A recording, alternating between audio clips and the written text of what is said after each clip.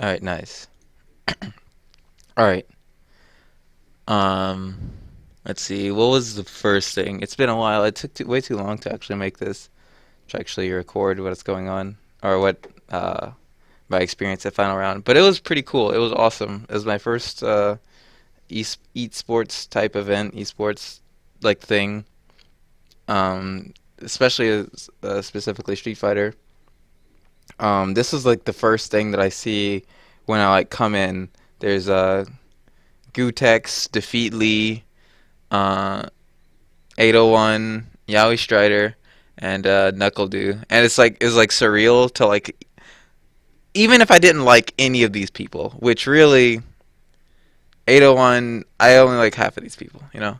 But even if I didn't like any of them, it's like the fact that like they're real, like they're now real people after having like known of them from the internet for so long. Also, Gutex is getting his ass whooped by a Mika player here, this bald Mika player. Um, I had a picture with Strider, and I saw Lord Eris. I got a picture with Lord Eris. I was actually getting food there. I was actually trying to get food, and funny thing about the food like I wanted to get a like a combo, and it said $8, right? It said $8. No, it said $6 on the thing for the combo, like a burger and a and chips, burger and chips. And so I was like, okay, I want, and it came with the drink as well. And the soda was $1 and a beer was $3. So I was like, okay, give me the combo, but give me a beer instead of a soda. And just add $2 more onto the combo. So I said, okay, I could do it. Which should 6 plus 2 should equal 8, right? And when I got the when they like rung it up, it was like 15 because there's like event fees that they don't even tell you about. Why don't they just like factor it into the price? There's like event fees that took the price from $8 to $15. I was so pissed, but I was already super hungry, and right then is when I saw Eris, and I was like walking up to him, and then like as I'm walking up to him, like I noticed I'm like doing a weird walk, a weird like crab walk, not like sideways, but like um I'm doing like the walk that like I don't know, hold on. Let me see if I can find it. Count off.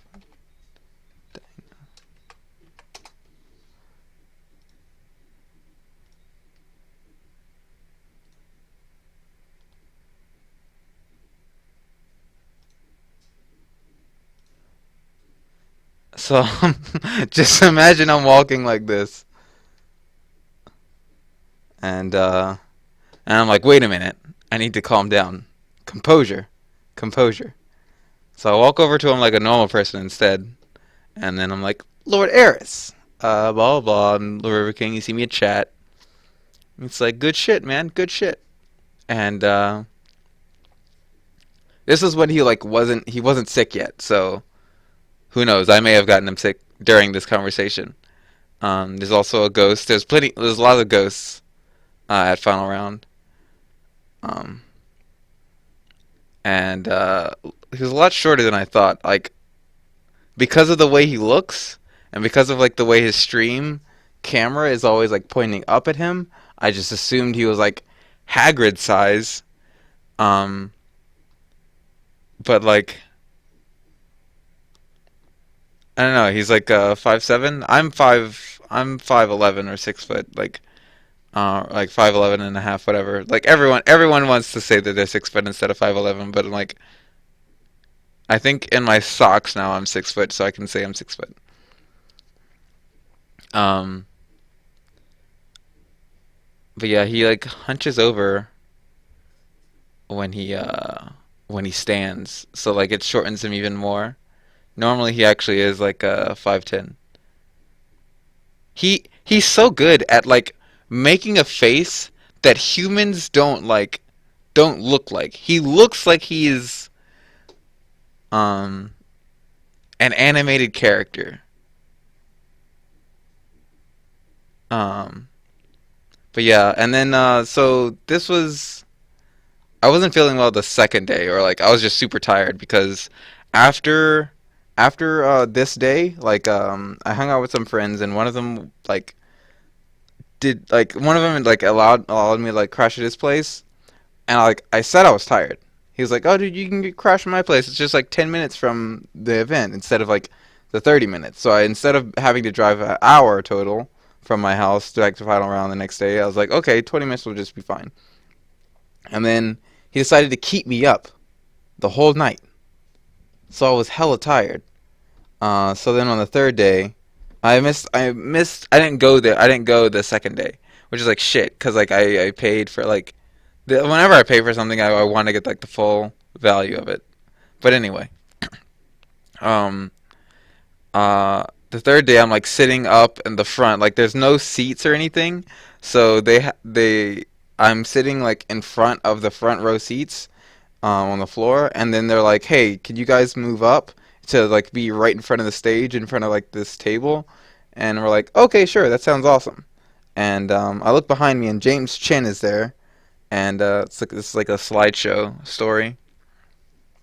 James Chin is there, and I'm like, "Hey, James Chin, James Chin."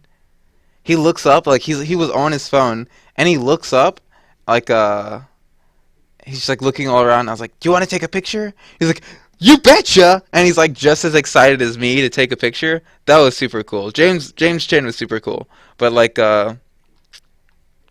yeah, some like people I found out, like of course you're gonna find this out if you like meet people. But some people are like way cooler to talk to or to meet in person than others. James Chin is definitely one of them. Snake Eyes is up there. Lord Eris, Lord Rixta, um, Mike Ross, um,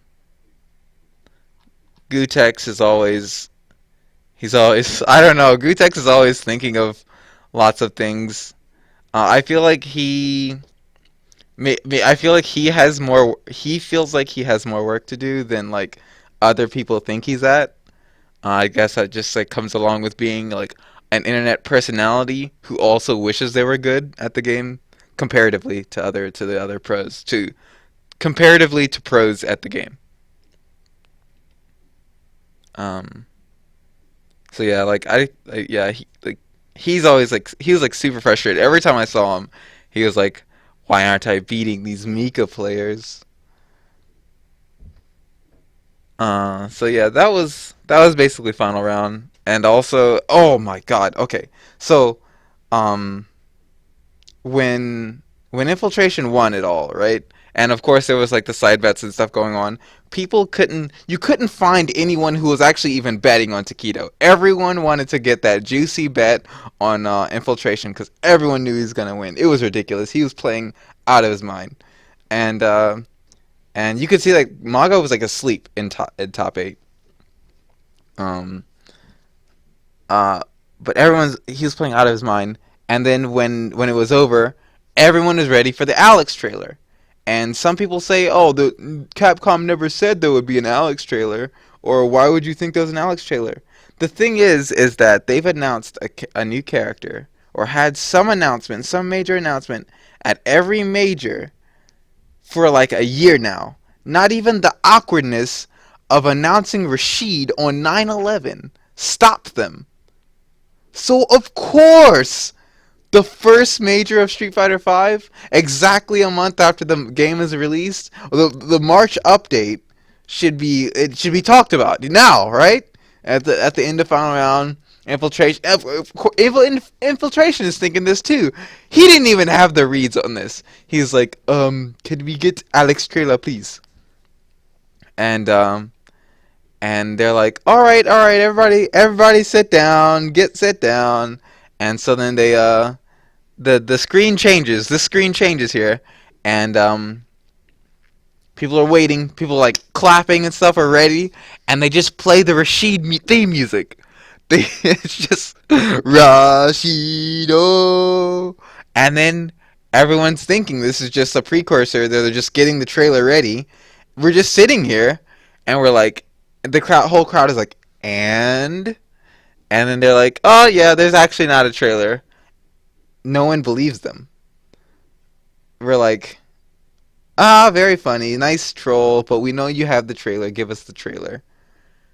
There's really no trailer, guys.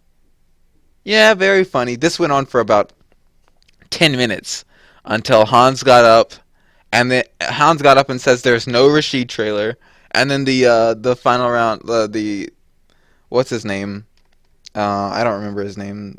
He was on Blast show, but the guy, the organizer of final round, is like, all right, guys, we are actually packing up now. So if you guys can leave, there's no Alex trailer.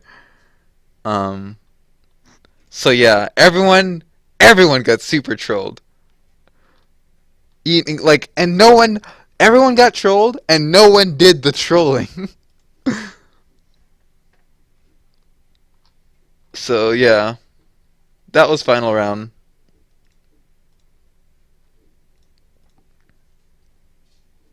Anything else? Let's see. Food is hella expensive. Oh yeah, this bitch at the counter, like not even like the counter, but like at one of the tables where you could like buy custom beadworks or whatever, and like it was just a table. Those people just sit there all day and they allow you to buy the beadworks or whatever, and and this woman had a charger. Actually, she was the person who like sold these. She was at that counter at that table. She had an Android charger. My phone's going out. Like, imagine if I was from out of town. Imagine if I wasn't from Atlanta, and I need my phone to work. And I don't work. I don't. I'm not staying at this hotel. I need my phone to work. She wants to charge me $10 to charge my phone. She has her charger. It fits to it, and she's just sitting by outlets and says, "No, $10, bitch." Holy fuck! Like, just imagine if I'm not from here. I don't stay at this hotel. I need to get in contact with people so that I can not be stranded for the day. Or even imagine if this was even the third day. What a bitch. Anyway, um,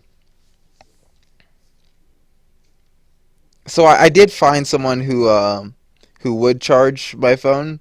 Um, but like this person is working at I've never heard of of an instance where you can be working a place and at the same time try to rip people off separately from that organization or that job. Like imagine if so I work at a computer repair store and we have a printer there. Imagine if someone came in and wanted to print something using the store's computer and the store's printer, and I was like, $5, bitch. Even though that's not even a real price that we have at the store. I'm like $5 to me. You give that $5 to me. I keep it. I put it in my pocket. I'm pretty sure, like, I'm gonna look this up later, but like, there's no way that that's legal.